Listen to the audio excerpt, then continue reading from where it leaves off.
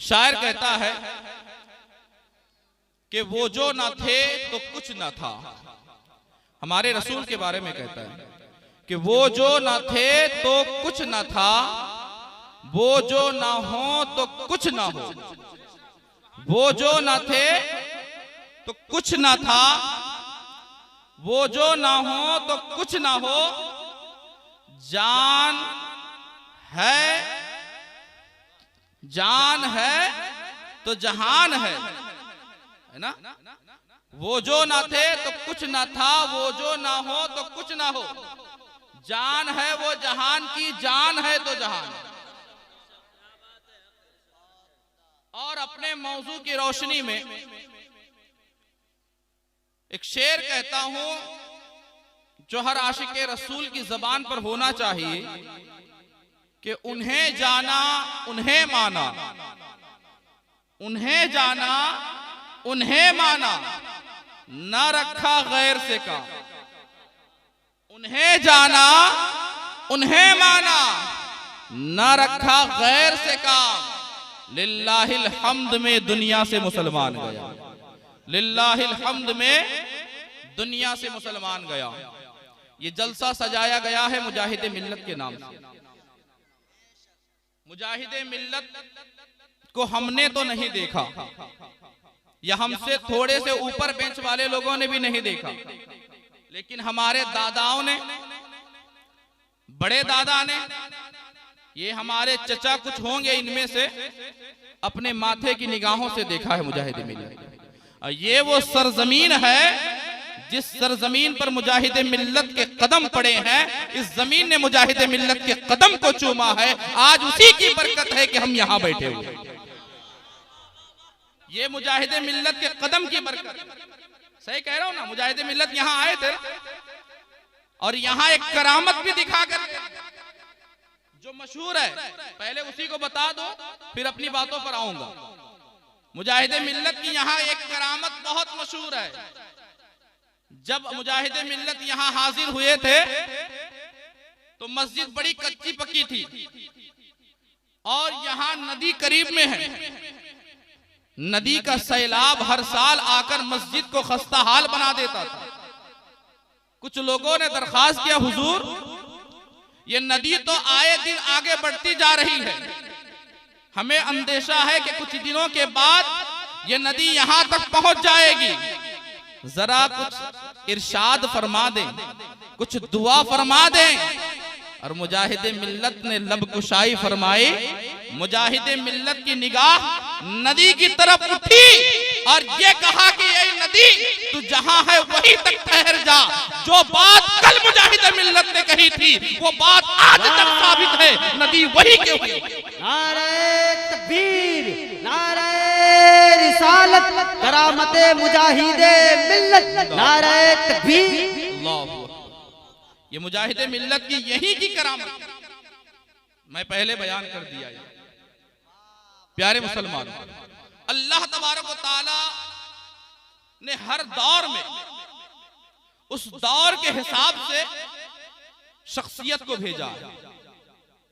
हर दौर में कुछ ना कुछ फितना उठा है और उस फितने को रद्द करने के लिए, उस फितने का सद्दे बाब करने के लिए अल्लाह ने किसी न किसी शख्सियत को जमीन पर भेजा।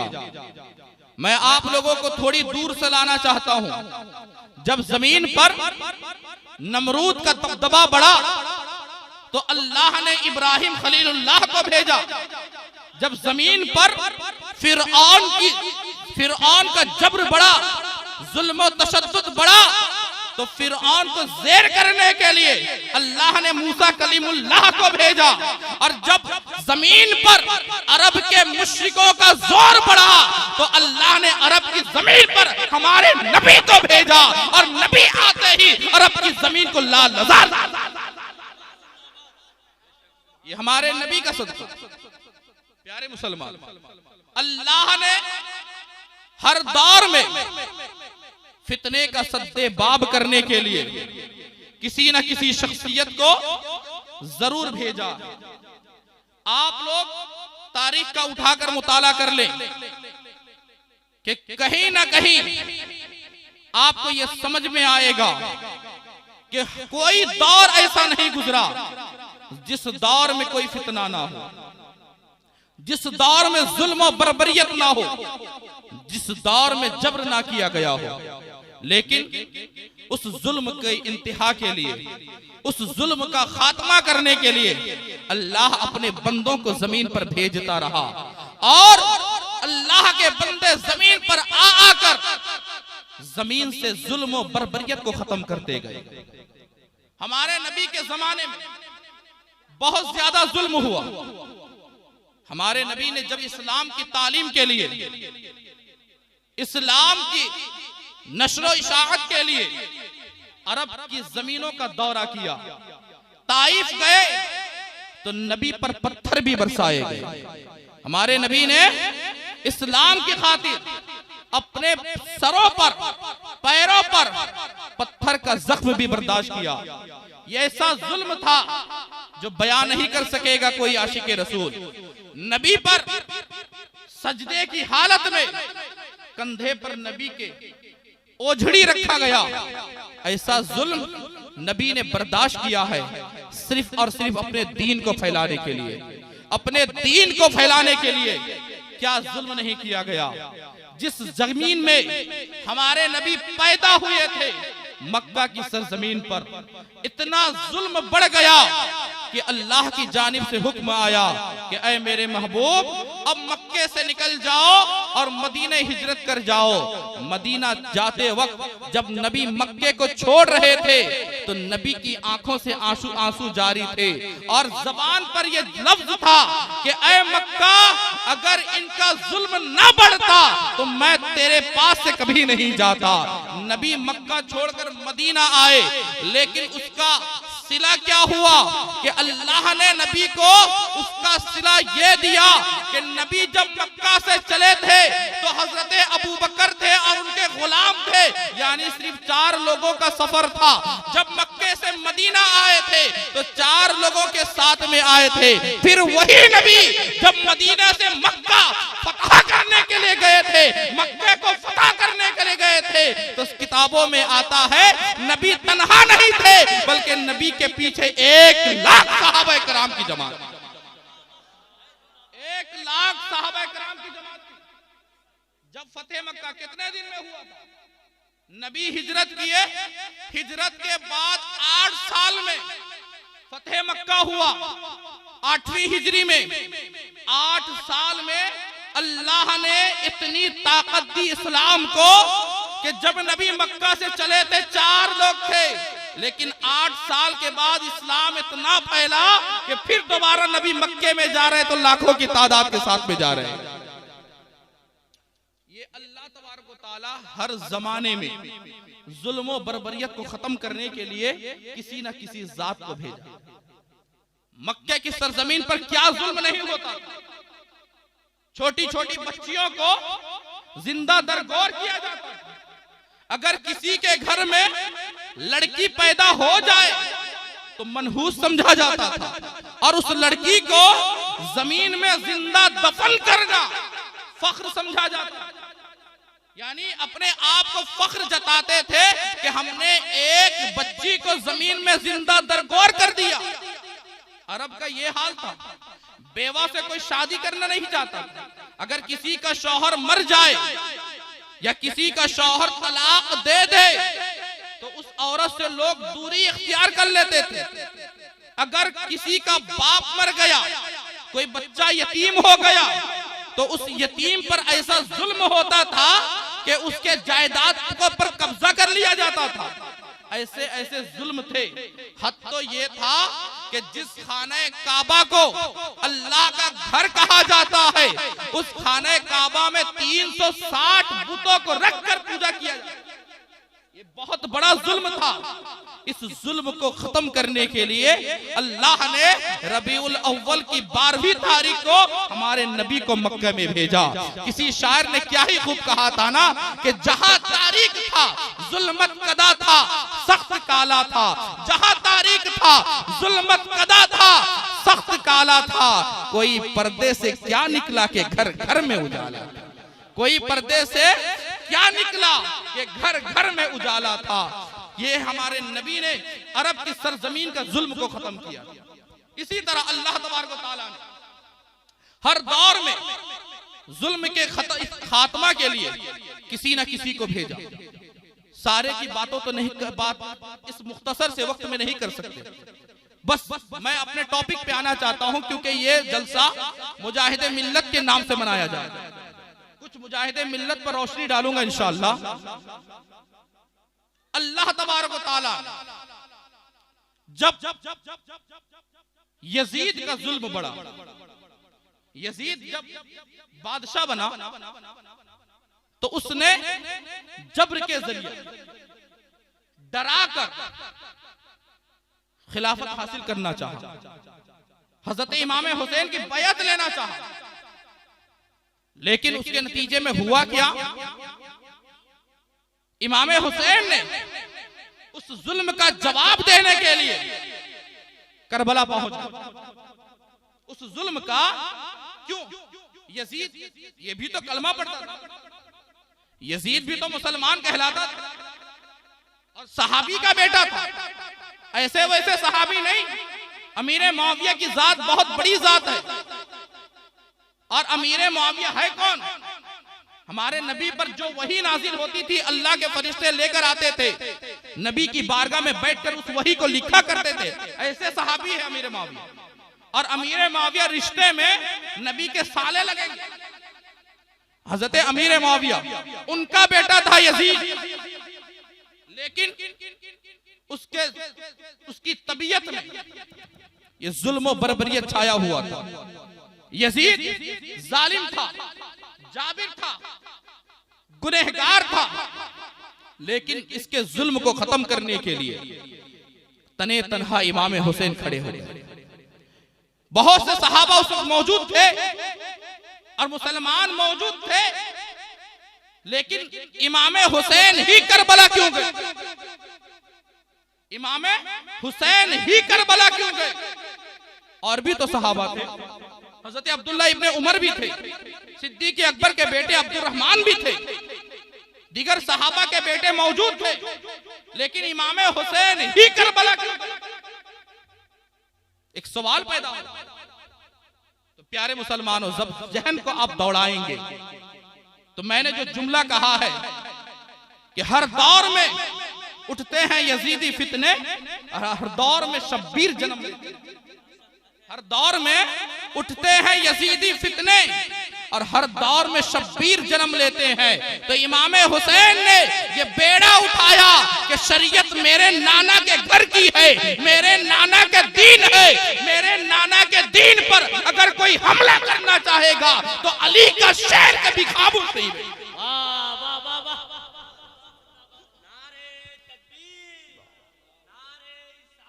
या रसूल अल-मदद अल-मदद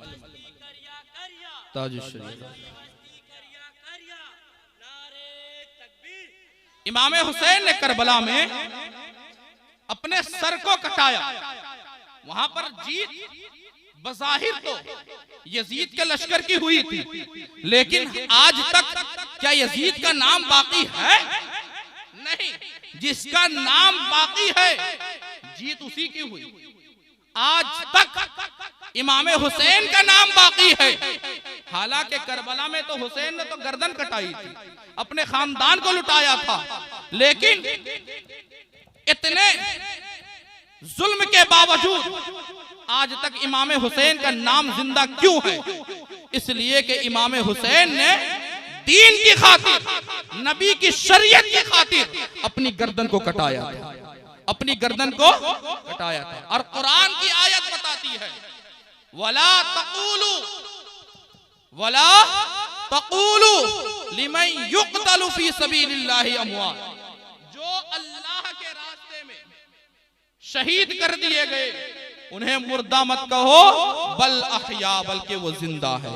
तो इमाम हुसैन ने करबला में दीन की खातिर, नबी की शरीयत की खातिर अपनी जान की कुर्बानी दी थी। आज भी इमाम हुसैन का नाम जिंदा है और सुबह क़यामत तक जिंदा रहेगा। इसी तरह अकबर बादशाह के जमाने में, अकबर बादशाह का नाम सुना होगा आप लोगों ने। अकबर बादशाह ये हिंदू हमारे हैं ना, इसको बड़ा लाइक करते हैं अकबर बादशाह को। क्यों मालूम है? वो भी तो मुसलमान था। औरंगजेब को हिंदू लाइक नहीं करते, हजरत औरंगजेब को गाली देते हैं हिंदू, लेकिन अकबर बादशाह की तारीफ जरूर करते हैं। वजह क्या? वजह यह है कि अकबर बादशाह अय्याश था और हजरत औरंगजेब ये अल्लाह के वली थे और मुजद्दिद थे। इन्होंने दीन को बचाया, हजरत औरंगजेब ने दीन को बचाया था।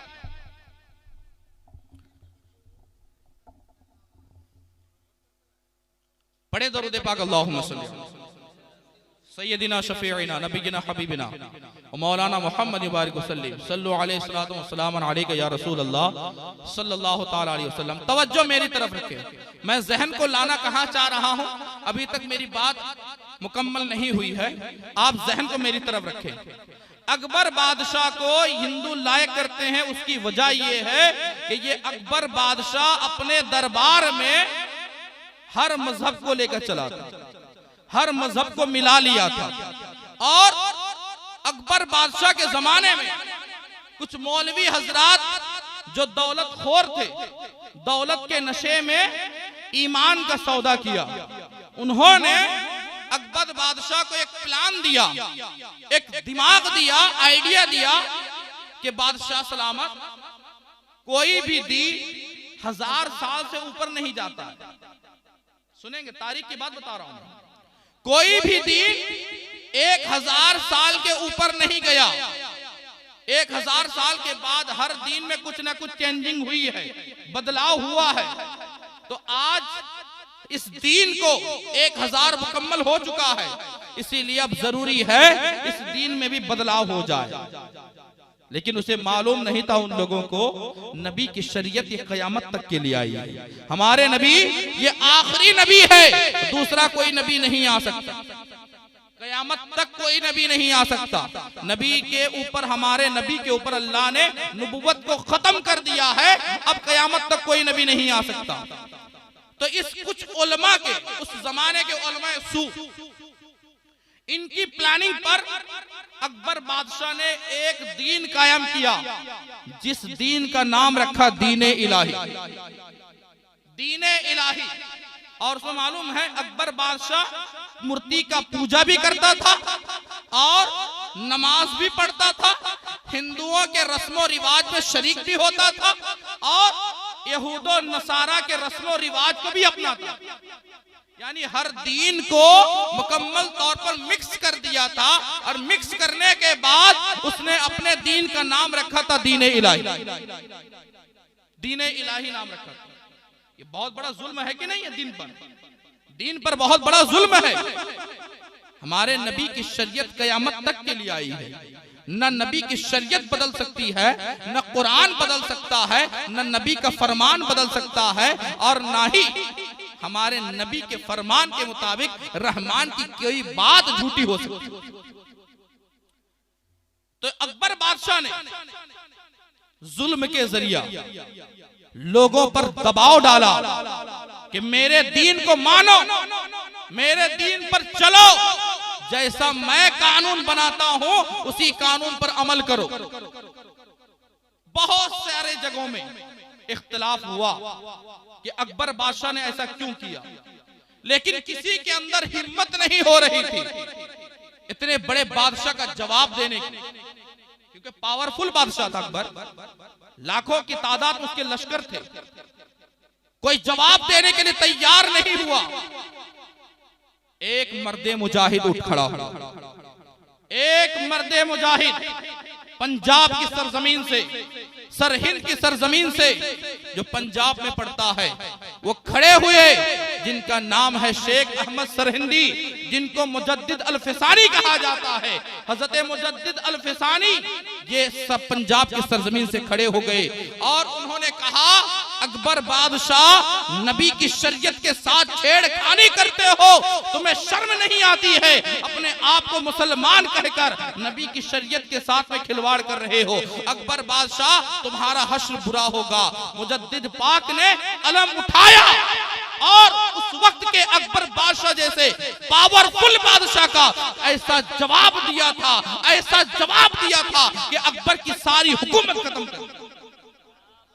मुजद्दिद पाक, मुजद्दिद अल-फिसानी, जिनका मजार शरीफ आज भी पंजाब सरहिंद में है, बहुत बड़े वली हैं अल्लाह के। आप लोग नहीं नाम सुने होंगे, पहली दफा सुने होंगे। मुजद्दिद पाक 11वीं सदी के मुजद्दिद हैं और आला हजरत 13वीं सदी के मुजद्दिद हैं। ये 11वीं सदी के मुजद्दिद पाक इमाम हजरत शेख अहमद सरहंदी ने अकबर बादशाह का जवाब दिया था। मालूम है अकबर बादशाह इनको बदलने के लिए इतनी कोशिश किया कि वो अपने दरबार में लोगों से सजदा कराता था। अकबर बादशाह अपने दरबार में कहता था कि मुझे सजदा करो, और लोग सजदा भी करते थे।